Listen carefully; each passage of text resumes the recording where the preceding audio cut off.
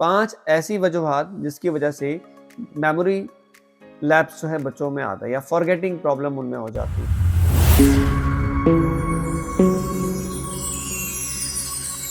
अस्सलाम वालेकुम to all of you, welcome back to my YouTube channel. Most important video especially for the parents.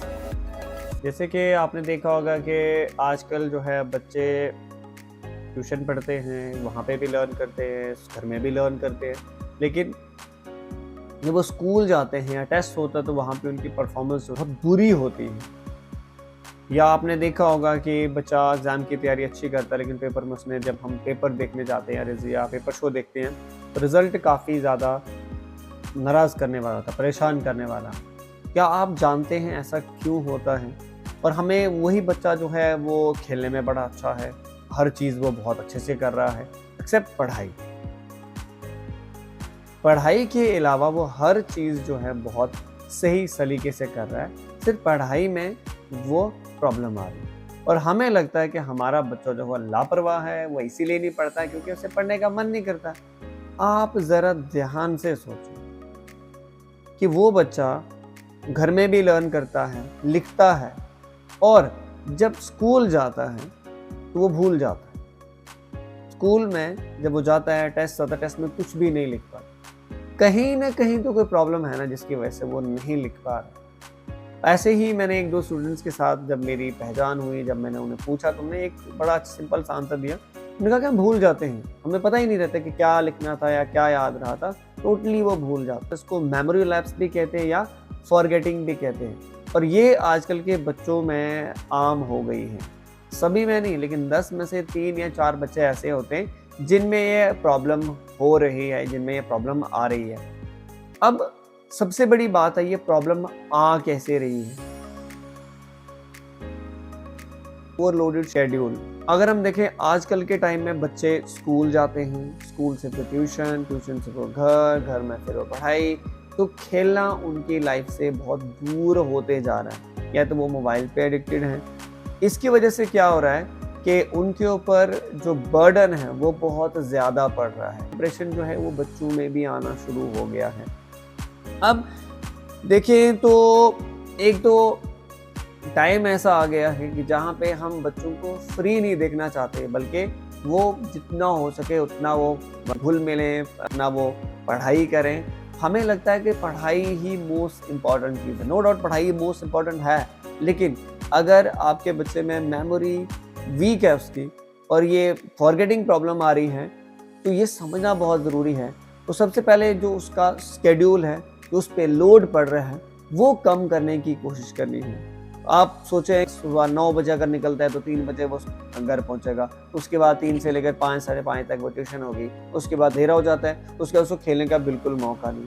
फिर वो uniform वगैरह जो खोलेगा, फिर उसके बाद क्या होगा, उसको होमवर्क भी करना है। होमवर्क करते करते उसे अलबत्ता कभी कभार तो नींद भी पड़ जाती होगी, इवन रिवाइज तक नहीं वो कर पाता होगा। अब आप खुद सोचें, इतना अगर ओवरलोडेड शेड्यूल होगा बच्चे का, जहाँ पे उसको एग्जैक्टली 10-15 मिनट सही से सांस लेने की फुर्सत नहीं है, अगर ये हो रहा है आपके बच्चे के साथ, तो प्लीज़ कोशिश करें कि उसके ऊपर बर्डन कम से कम हो। अगर ज़्यादा बर्डन है तो आप क्या करें, उसको हो सकता है ट्यूशन उसको छुड़वा दें, हो सकता है उसको थोड़ा सा घर में ज़्यादा ध्यान खुद दें।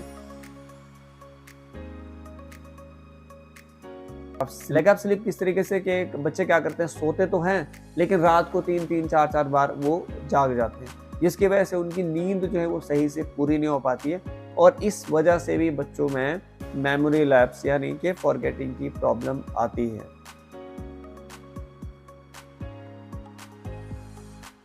स्ट्रेस और एंग्जाइटी, तो आपने देखा होगा आजकल के टाइम में बच्चों को स्ट्रेस बड़ा है, स्कूल का स्ट्रेस अलग, या जो बड़े बच्चे हैं उनको प्रेशर ट्यूशन का, मार्क्स का प्रेशर, या आगे जाने का प्रेशर, पोजीशन का प्रेशर।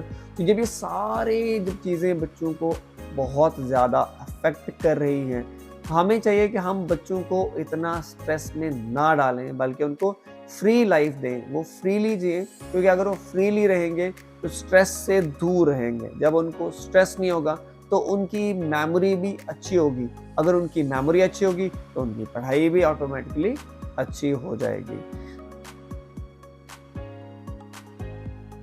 अटेंशन डिफिकल्टीज, जिसे मैं कंसंट्रेशन प्रॉब्लम भी कहता हूँ। और ये मोस्ट इम्पॉर्टेंट चीज़ है कि कंसंट्रेशन प्रॉब्लम अगर बच्चों में है तो हमें ज़रूर समझना है कि क्यों वो कंसंट्रेट नहीं कर पा रहा। और हम कभी कभार देखते नहीं जी, तो बच्चा तो मोबाइल तो बड़ी देर से देख पाता है, ये कोई और चीज़ तो बड़ी देर से कर पाता है। लेकिन आपको पता है एक चीज़ समझनी बहुत इंपॉर्टेंट है, हमारा जो ब्रेन है ये एक जैसा नहीं है। यानी कि हर इंसान, हर बच्चा एक जैसा नहीं हो सकता। किसी की खेलने की स्किल बड़ी अच्छी है, किसी की बोलने की है, किसी की लिखने की है, किसी की कोई और है। तो हमारा भी दायित्व बनता है, हमारी ड्यूटी बनती है कि इसे समझना। अगर बच्चे में ये प्रॉब्लम आ रही है कि वो फॉरगेटिंग उसमें है, तो ये भी एक रीज़न हो सकता है उसको अटेंशन डिफिकल्टीज हो रही है। तो उसके पीछे आप क्या कर सकते हैं? तो उसके पीछे कुछ एक्सरसाइजेज है जिसे हम ब्रेन जिम भी कहते हैं, ब्रेन एक्सरसाइज भी कहते हैं, जिसमें आप बहुत सारी एक्सरसाइज करवा सकते हैं। एक चेस गेम मैं स्पेशली आपको रिकमेंड करता हूँ कि आप चेस गेम बच्चों को सिखाएं, क्योंकि उससे दो चीज़ें होती हैं, एक तो मेमोरी काफ़ी शार्प होती है और दूसरा जो है कंसंट्रेशन पावर बहुत स्ट्रांग होती है, उसकी फॉरगेटिंग प्रॉब्लम आएगी। क्योंकि आप खुद सोचें, सुबह से लेकर शाम तक वो सिर्फ पढ़ाई कर रहे हो, उससे क्या होगा? फैटीग हो गया उसको, स्ट्रेस होगा उसको, और याद रखें हो सकता है वो बीमार भी हो जाए। तो हमें चाहिए सबसे पहले कि अगर ये हो रहा है आपके बच्चे के साथ तो प्लीज़ कोशिश करें कि उसके ऊपर बर्डन कम से कम हो।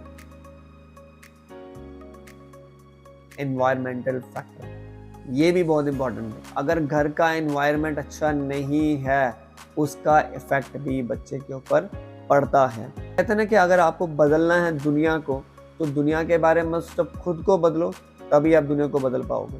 तो बच्चों की लाइफ अगर आपको चेंज लानी है, उनमें कुछ चाहते हैं कि उनकी पढ़ाई अच्छी हो जाए, उनकी को करिकुलर एक्टिविटीज़ अच्छी हो जाएं, तो आपको कुछ नया करना पड़ेगा, क्योंकि ये न्यू जनरेशन है, उसको समझाने के लिए भी नए सारे तरीके हैं।